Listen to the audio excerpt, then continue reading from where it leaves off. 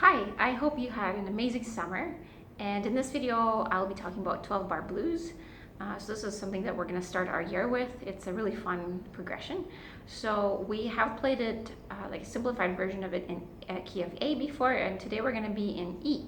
So first thing we're going to do is we're going to just play the first power chord. So we're just doing a dyad. Basically we're playing the root on the E string, and then we're going to combine that with the fifth, and which is on the second fret of your A string. So that's the note B, and that's the root and fifth played together, right? So that's going to be our first chord. Then we're going to go into the E6, which is, you know, a whole tone away from the 5, right? So that's the third finger on your fourth fret on the A string. And then finally we're going to do a flat 7th, which is going to be done with your fourth finger on the 5th fret of the A. So basically we have the E5, E6, E7, and then we're going to go back to the E6. So it's going to be a lot easier if you keep your fingers in shape the whole time and then just lift them as you need.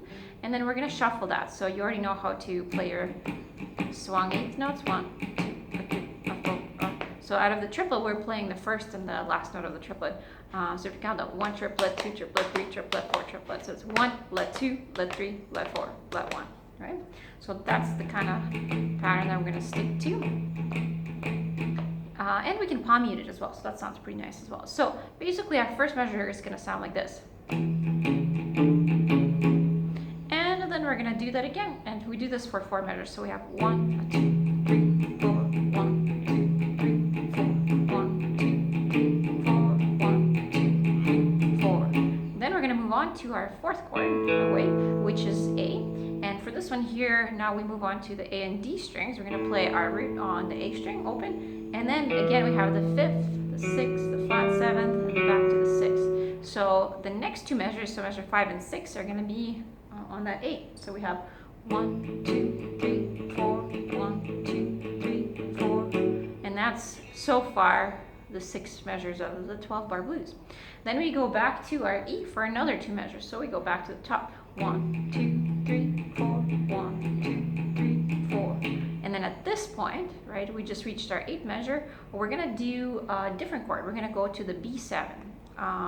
So for this one here, we're going to start with just a B5 first.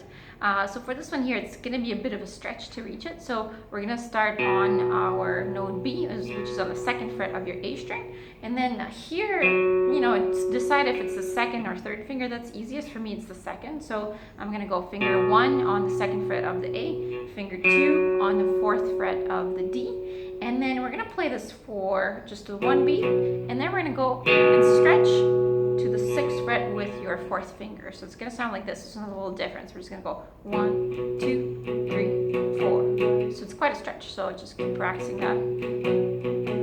For me, the only way to do that is to really turn my hand outwards so that I can stretch with my fingers. So that's just one measure of that we're going to do. So we're going to go 1, 2, 3, 4. Then we're going to go back to the A for one measure. 1, 2, 3, 4. And then finally, another measure of E. 1, 2, 3, 4.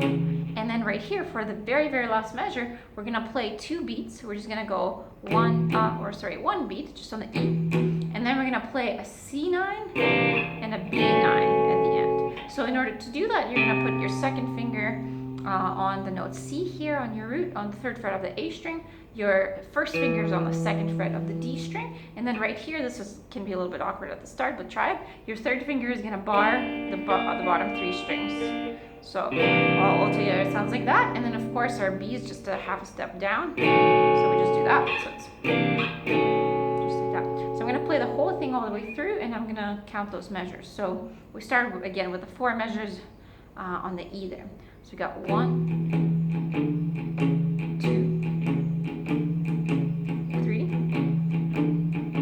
4. And go to the A. Second time.